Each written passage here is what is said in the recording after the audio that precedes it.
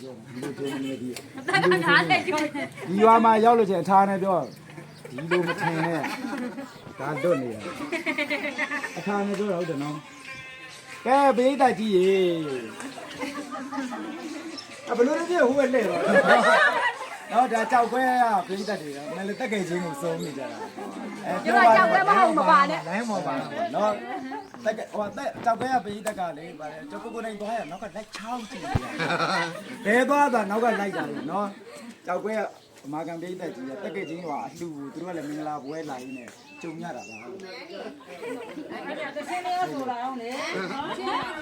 အဆက်ကကွဲတော့မအောက်ကြည့်လိုက်မှချင်းကတပတ်တက်တယ်ချင်းကတပတ်တက်ဒီမှာ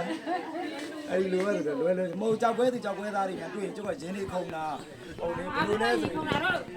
ဟောညာကိုရရှိရွာမျိုးတွေတွေ့ရစားတာတိတိတွေဖြစ်ရေခုံတာပေါ့အဲ့ရတော့ခက်နဲ့တော့မှချေးတော်တာတဲ့အိပဲပါတယ် မဟုတ်ဘူးတစ်ဖက်ကပဲရှုံနေနေနေတာအဲ့ဒီကပရိသတ်ကြီးအဲ့လိုနားလဲစင်ဟိုပါတက်ခဲ့ချင်းအမကြီးပင်200ကျော်ရှိတယ်မကြီးပင်အဟိုမှာလူမရှိတဲ့အိမ်လေးရတယ်ဟင်္ဒရာထွန်းရင်အိမ်လေးတယ်လူမနေတဲ့အိမ်ကလေးအထီးကျန်ဆန်လွန်လာတယ်လေအချစ်ဆုံးရဲ့ယာရီလေးပြောင်းကျောင်းတော်မှာတနေ့ကြောခဲ့ပြီပြလိုက်ပါဦးလူမနေတဲ့အိမ်ကလေးဟုတ်လားနော်နောက်တခါတက်ခဲ့ချင်းလိုက်အဲ့အိမ်လေးကိုတဲရမယ်လို့ဒီမှာဘယ်လောက်ရှိကင်းကောင်းလဲမကြီးပင်လေးအောက်ကအမေမိသားစုစကားဝိုင်းလေးပြလိုက်ပါဦးမိသားစုထမင်းဝိုင်းလေး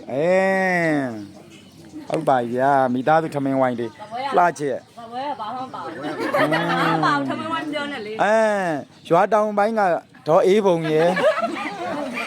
ရွာရှိပိုင်းကကြီးတော်ဒေါ်တန်းလှရယ်နော်ကိုနောင်ကိုင်တို့ပန်းနောင်ကိုင်တို့သလားဘုတ်ခွက်တို့ဘုတ်ထီးတို့အေးမော်တို့နော်မိခိုင်တို့မိတန်းတို့နော်ဒါဘလူလေးတွေတော့